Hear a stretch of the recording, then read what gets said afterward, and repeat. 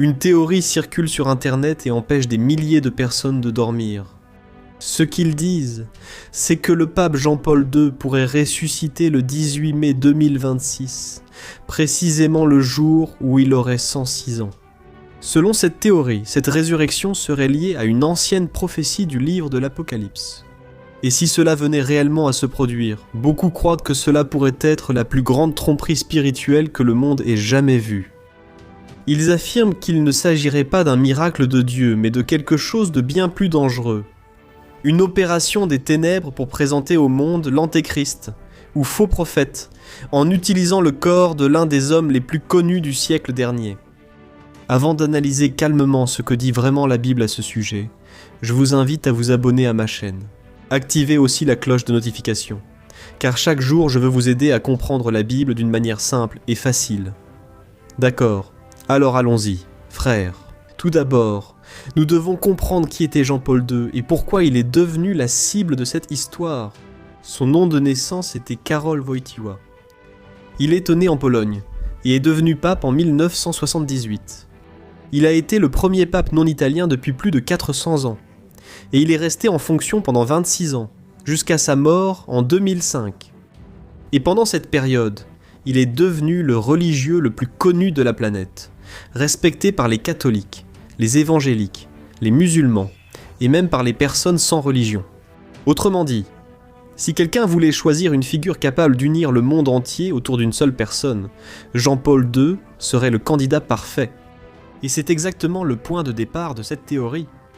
Le 13 mai 1981, Jean-Paul II était dans la Papamobile, sur la place Saint-Pierre. Saudando milhares de fiéis. Lorsqu'un tireur turc a tiré sur lui à quelques mètres de distance, 2 balles ont atteint le pape, une dans l'abdomen et l'autre dans le bras. Il a perdu beaucoup de sang, a subi une opération d'urgence, et même grièvement blessé. Il a survécu. Le tireur lui-même, des années plus tard, disait qu'il ne comprenait pas comment cela avait pu arriver. Jean-Paul II a commenté l'attentat en disant qu'une main avait tiré, mais qu'une autre main avait guidé la balle. Et c'est justement cette survie que les défenseurs de cette théorie utilisent comme pièce maîtresse de leur argument. Maintenant, faites bien attention, car c'est ici que le sujet devient plus sérieux. Dans le livre de l'Apocalypse, au chapitre 13, il apparaît une vision symbolique d'une bête à 7 têtes, et le texte dit que l'une de ces têtes semblait avoir une blessure mortelle, mais que cette blessure a été guérie. Et à cause de cela, toute la terre fut émerveillée et commença à suivre la bête. Les défenseurs de cette théorie prennent ce verset et font un lien direct avec l'attentat de 1981. Ils disent que la blessure mortelle décrite dans l'Apocalypse serait le tir qui a atteint Jean-Paul II sur la place Saint-Pierre. Il a été grièvement blessé, il a failli mourir, mais il a survécu, et le monde entier a été impressionné par cela. Et à partir de là, ils construisent l'idée que la prochaine étape de cette prophétie serait sa résurrection, comme si c'en était la confirmation définitive. Vient la deuxième partie de cette théorie, et c'est elle qui finit par embrouiller la tête de beaucoup de gens. Dans le chapitre 17 de l'Apocalypse, on trouve une prophétie qui parle de 7 rois. La Bible dit que 5 étaient déjà tombés. Un existait à ce moment-là, et un autre viendrait encore. Après cela, un 8e roi apparaîtrait, qui d'une certaine manière fait partie des 7 rois précédents. Je vais t'expliquer maintenant, d'une manière très simple, pour que tu comprennes. Depuis 1929, les rois... Essa ordem: Pio XI, Pio II. Rois 23, Paul VI, Jean-Paul Ier, Jean-Paul II et Benoît XVI. Cela fait 7 papes au total. Et pourquoi ce compte? Ce sont 7 qui sont ceux en contact avec le roi. Le roi, c'est le roi Saint-Paul, le roi de Paul, le roi Paul lui-même, le roi de Saint-Paul, le roi de Saint-Paul, celui qui est chef d'État. C'est que les défenseurs font le lien avec l'Apocalypse.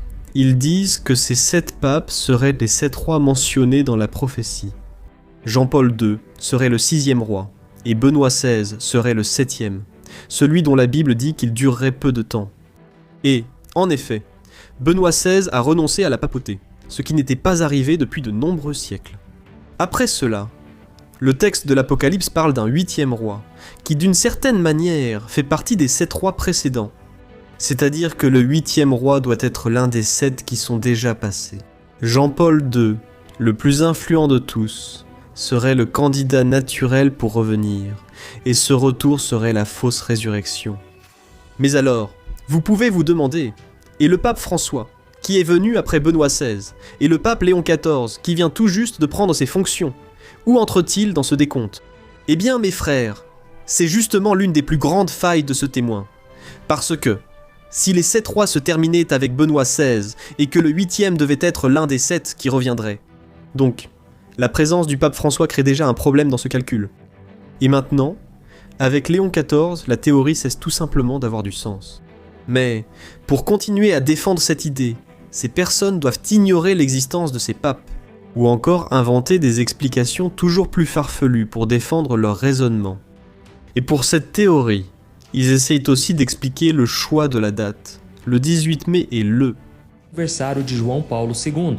Esses grupos acreditam. Des événements prophétiques importants ont souvent lieu à des dates symboliques, liées à de grands chefs religieux. Mais il y a encore une autre pièce dans ce puzzle. Depuis de nombreuses années, un mythe circule selon lequel le corps de Jean-Paul II serait incorrompu à l'intérieur du Vatican, comme s'il avait été préservé de façon surnaturelle, en attendant un événement futur. Mais cela ne correspond pas aux faits. En 2011, lorsque le corps a été retiré du tombeau pour la cérémonie de béatification, le Vatican lui-même a indiqué que le cercueil montrait déjà des signes normaux du passage du temps. De plus, contrairement à ce que beaucoup de gens imaginent, Jean-Paul II n'a pas été embaumé.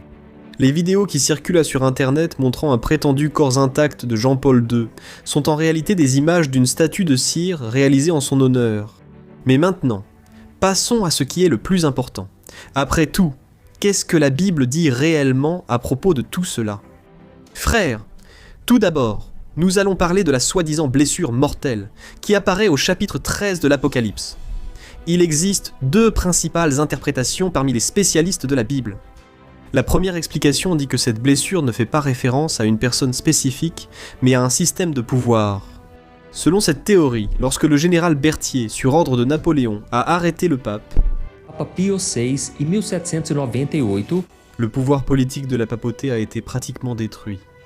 Et cet événement historique serait ce qu'on appelle la blessure mortelle, et la guérison de cette blessure serait la récupération progressive de ce pouvoir au cours des siècles suivants. Et la deuxième interprétation considère que cette blessure mortelle doit encore se produire dans le futur, pendant la période de la grande tribulation, et qu'elle sera directement liée à l'Antéchrist. Il subira une blessure qui semblera mortelle, mais ensuite il va s'en remettre, et c'est cette guérison qui va impressionner le monde entier. Maintenant, remarquez que dans aucune de ces 2 interprétations, il n'est pas nécessaire qu'un pape spécifique ressuscite. Et ici, mes frères, je dois dire quelque chose en toute sincérité. Le décompte des 7 papes comme rois à partir de 1929 est une théorie, ce n'est pas une vérité biblique. Lorsque l'apôtre Jean a écrit au sujet des 7 rois, il a dit que 5 étaient déjà tombés. À cette époque, c'est-à-dire encore au 1er siècle, après le Christ. Cela, en soi, montre déjà qu'il n'a aucun sens de commencer ce décompte près de 2000 ans plus tard. De plus, dans tout le langage prophétique de Daniel et de l'Apocalypse, le mot roi fait référence à des royaumes et des empires, et non à des individus seuls. Donc, appliquer cela à une liste de papes est un choix d'interprétation humaine, pas une révélation de l'écriture. Sur la résurrection, frères, la Bible est très claire. Le livre des Hébreux dit qu'il est réservé à l'homme de mourir une seule fois, et après cela vient le jugement. Et l'esprit de Jean-Paul II, tout comme celui de toute personne déjà décédée, est déjà devant Dieu. Il n'existe dans la Bible aucun exemple où Satan ait le pouvoir de donner la vie à quelqu'un. Il peut tromper, il peut imiter, il peut accomplir des prodiges qui semblent réels. Et c'est exactement de cela que Paul a écrit aux Thessaloniciens, disant que la venue du méchant sera accompagnée de toutes sortes de miracles, de signes et de toute tromperie de l'injustice, pour ceux qui périssent, parce qu'ils n'ont pas reçu l'amour de la vérité pour être sauvés. Je sais que beaucoup de gens ont peur. Le monde vit un moment où il semble que tout se passe en même temps. Des guerres, des signes étranges, des phénomènes que personne ne peut expliquer et des théories qui surgissent de partout. Au milieu de tout cela, il était normal que les gens cherchent des réponses. C'est pourquoi sur ma chaîne, je m'efforce d'aborder des sujets d'actualité.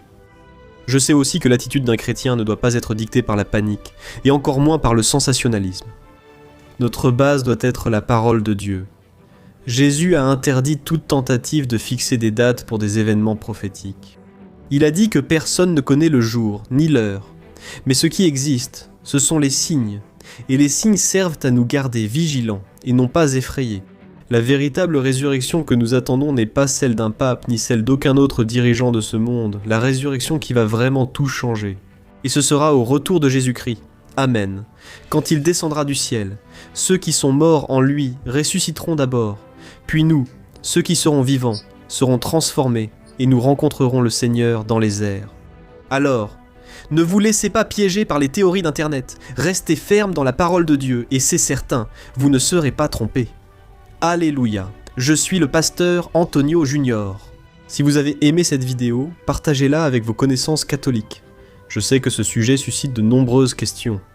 Et vous pourrez être utilisé par Dieu pour montrer ce que la Bible dit réellement. D'accord ? Que Dieu vous bénisse puissamment. Je vous embrasse bien fort.